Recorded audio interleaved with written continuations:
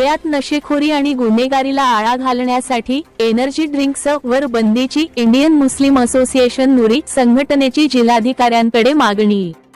धुळ्यात energy drinks वर बंदी घालण्याची इमान संघटनेची मागणी।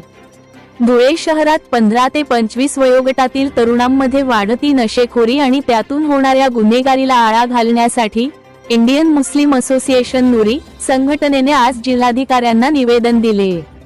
आगामी जून 25 रोजी मुख्यमंत्र्यांच्या हस्ते नशामुक्ती अभियानाचा शुभारंभ होत असल्याच्या पार्श्वभूमीवर हे निवेदन देण्यात आले।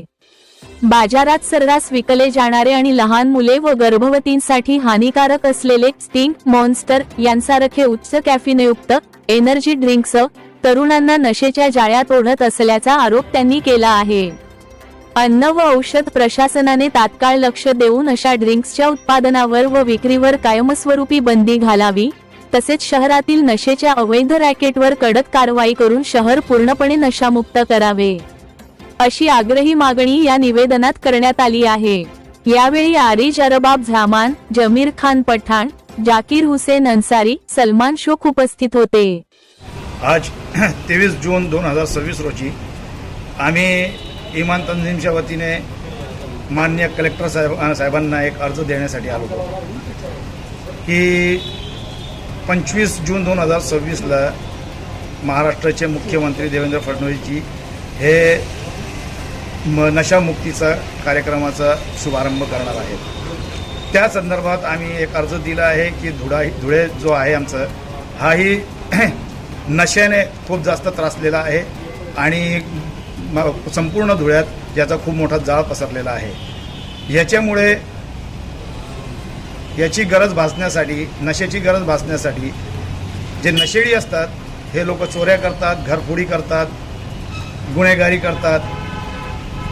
हे बघण्यात आलेलं आहे की जेवढेही चेन स्नॅचिंगमध्ये, मोबाईल चोरीमध्ये, गाड्या चोरीमध्ये, घरफोडीमध्ये जेवढेही सापडलेले आरोपी आहेत ते 15 ते 25 वयोगटातले मुलं आहेत।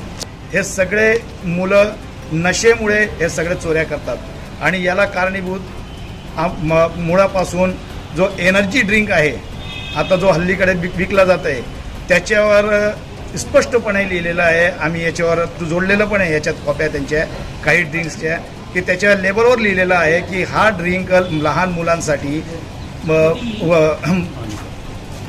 दूध पाजणाऱ्या स्त्रियांसाठी किंवा गर्भवती महिलांसाठी हा हानिकारक आहे।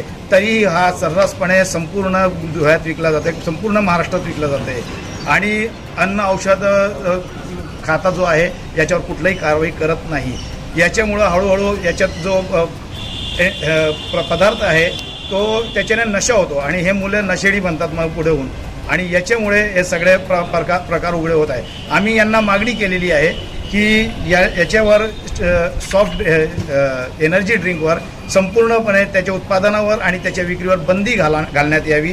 तसेच आमच्या धुळ्यात जे नशाचा खूप मोठा रॅकेट सुरू आहे याच्यावर तात्पुरता कारवाई न करता याच्यावर संपूर्णपणे याला आळा घालण्याची गरज आहे। तर कायद्याचा वापर करून प्रशासनाने धुळ्याला नशामुक्त करावा असा आमचा हे आहे। तरी आम्ही मॅडमांना आग्रह केला की आपण जातीने याच्यावर लक्ष देऊन आम्हाला नशामुक्त करावं धुळ्याला, अशी आमची विनंती आहे। धन्यवाद।